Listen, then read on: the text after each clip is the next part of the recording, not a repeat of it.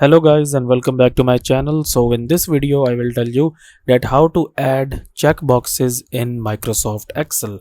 So before starting the video, make sure to like this video and subscribe to our YouTube channel for more tips and tricks like this one. So basically you can add checkboxes from this developer option here.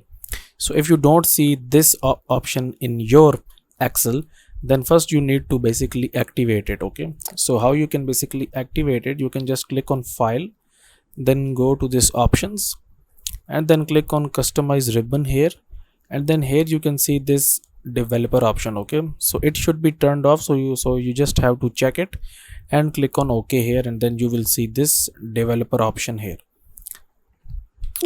Now in this developer option here, in this controls ribbon here, you can see this insert option. Just click on this one and then you have to basically select the checkbox from here, and then you can see that we have this plus icon over here. So basically you will tap in the cell where you want the checkbox to be. So let's suppose that if I want checkbox to appear here in this cell, I will just tap here, and now here you can see that we have this checkbox, and you can basically customize it according to your needs.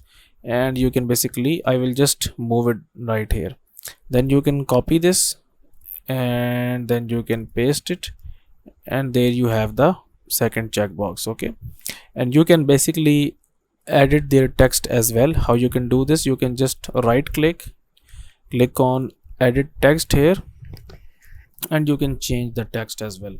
So let's suppose if I wanted to add apples here, then right click edit text, and if I wanted to add, let's suppose mangoes here, and now if you want, you can basically check and uncheck these. Okay, so that's it for this video guys. If you find it useful, kindly like this video and subscribe to our YouTube channel for more tips and tricks like this one, and I will meet you in the next video.